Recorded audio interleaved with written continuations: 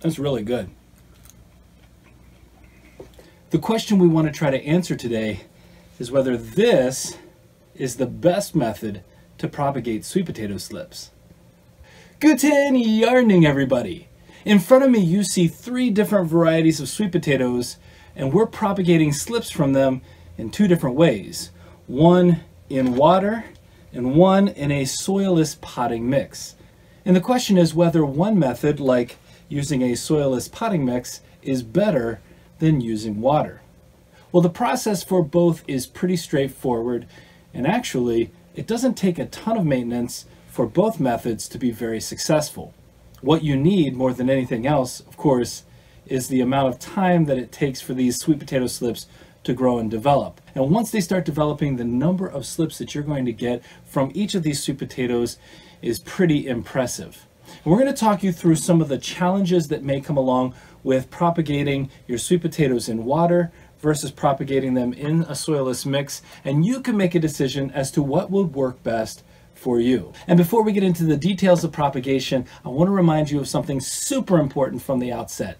You need to choose a healthy sweet potato regardless of the style of propagation you use. If you choose a sweet potato that has some kind of fungus, rot, or it's really wrinkly and starting to go bad, you're not going to get very good results. And on top of that, you're going to likely have additional problems during the propagation stage that may result in you throwing out the slips that you create, if any of them are created in the first place.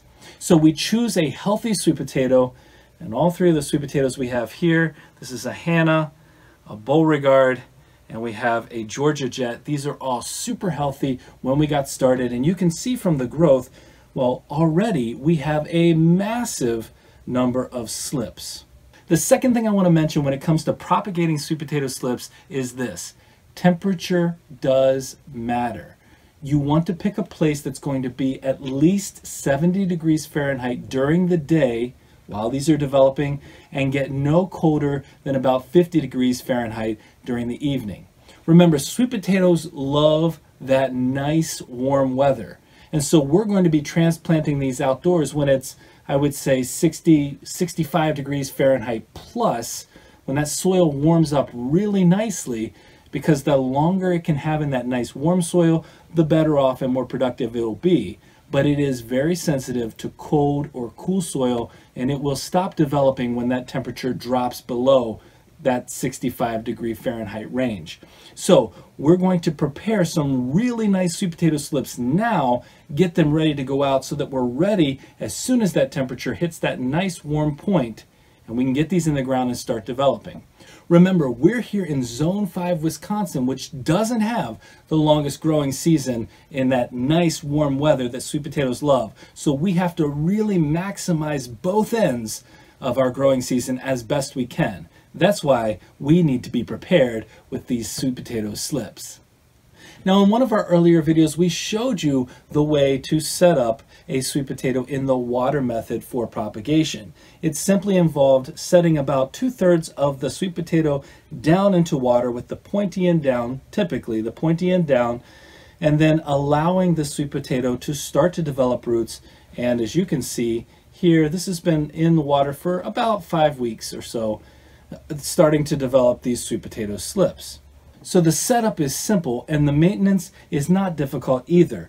As the water level starts to decrease in here, it'll start to evaporate, and also, of course, the roots are going to be feeding on that water. Then you need to continuously add water.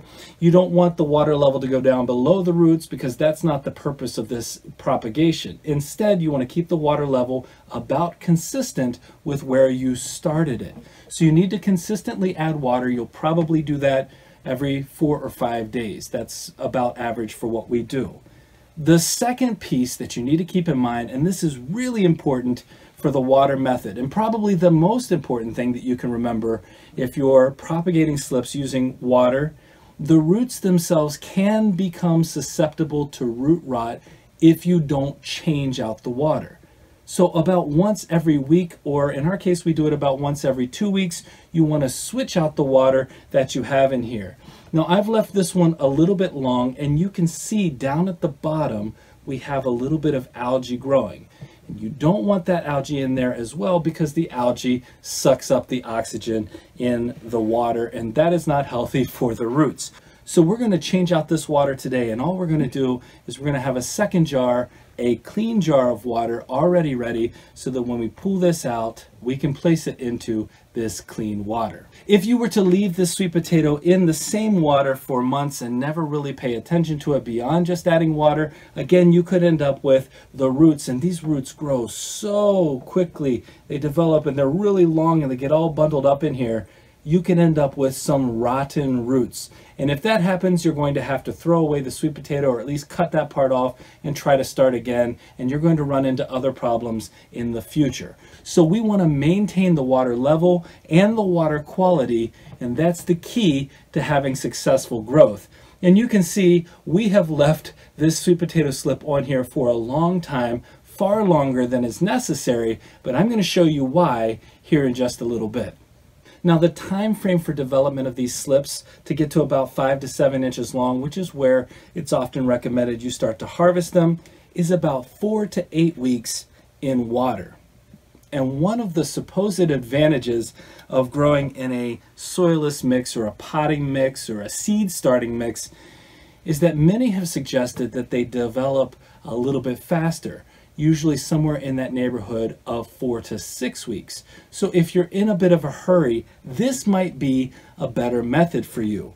All that we've done for this sweet potato is to take it, lay it on its side. Remember, the water version is vertical. This one is laid on its side, and then we've covered it about halfway with that potting mix, and we've kept the potting mix moist. So this sweet potato has roots that are growing down, and I'm not going to show you that because I don't want to disturb the roots, but they have roots that are growing down underneath right now. And so we have the same basic principle as the water, but we're already in a soilless mix. Now, one of the key benefits to propagating sweet potato slips this way, in addition to that idea that it might be a little bit faster, is that you can't always guarantee where the eyes on the sweet potato are. It's kind of hard to see. And so if you lay it on its side like this, wherever there might be an eye along the length of the potato, you're going to see that possibility for growth. And on this one in particular, you can see, yes, there are quite a few here at the top, but there are also a few farther down on this sweet potato, including one that's almost to the bottom. Now, when you look at this one, they look super healthy. They are growing really nicely, and these are, again, ready to be harvested. I want to repeat something that I've said earlier. You can harvest these once they get to be about 5 to 7 inches. We are looking for these nice, stocky sweet potato slips when we harvest, and the reason we allow these to grow a little bit longer is because we harvest ours in a slightly different method than some others do. So what I'm going to do right now is I'm going to get up close with these sweet potatoes and show you how we harvest the slips and what we do with them right after we've harvested them to get them ready to start sprouting their own roots so that they can go into our garden as soon as those temperatures warm up. And I'm going to talk you through that process right now. Now I've gone ahead and changed out the water in both of these water setups here. And you can see the algae's gone. It's a nice clean jar. And so one of the things that you have to remember is this is not something that I have to do for my soilless mix version. I don't have to worry about changing out water or any algae or any kind of fungus like that.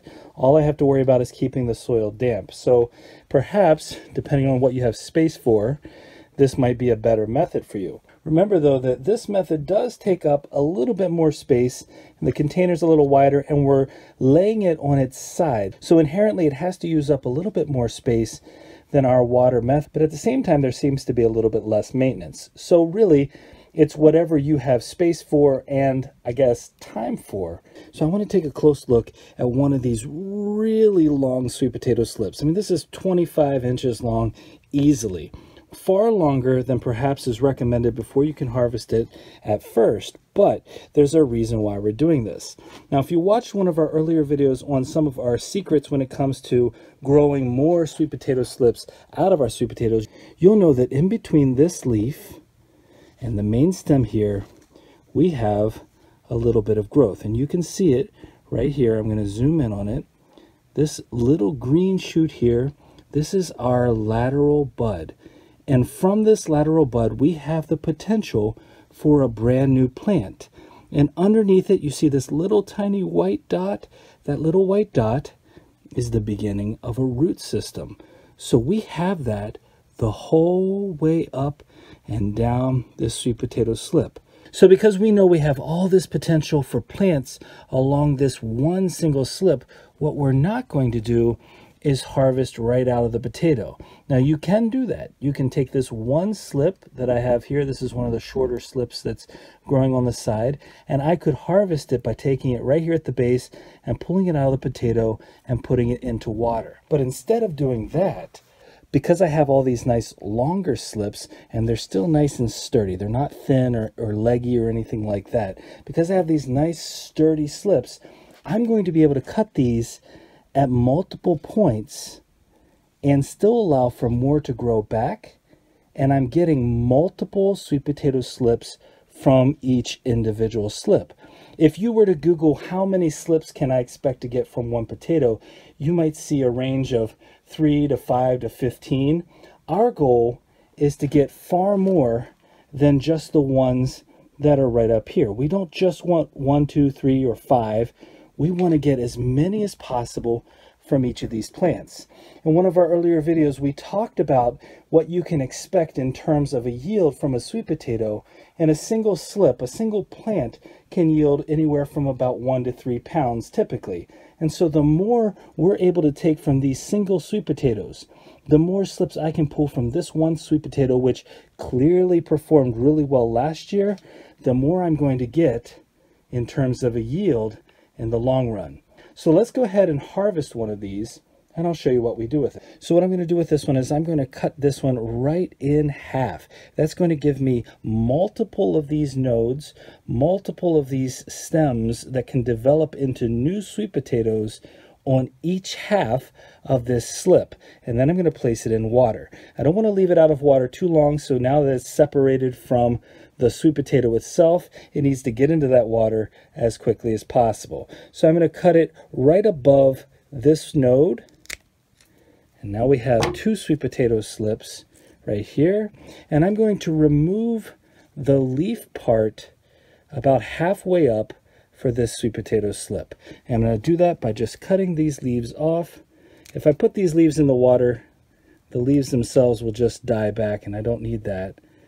Instead, what we have now is a sweet potato slip ready to go into a jar of water. And I'm going to place it into a clean jar of water, a clean jar of room temperature water, just like this. So that's the first one. And we'll do the same thing with the second one. It doesn't matter that it's curving at all. That really doesn't matter. I'm going to cut off these bottom 3 leaves, just like so, and we're going to place it into water.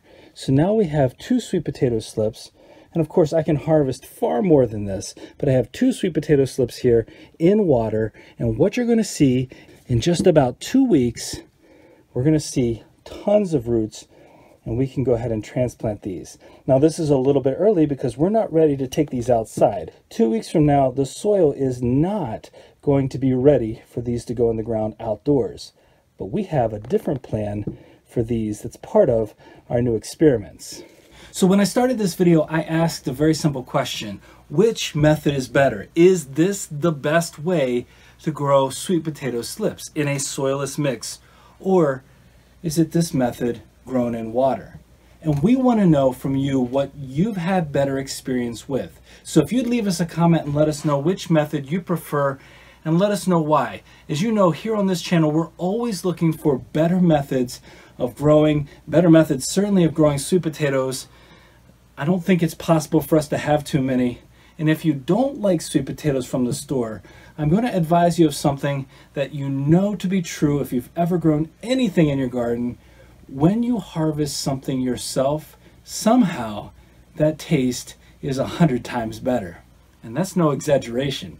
By the way, these sweet potato leaves that I cut off of these slips before I put them in water, well, they're definitely edible You can eat them raw, although they have a bit of a stronger taste when eaten raw. They're still quite delicious, and so stir-fried is the way to go.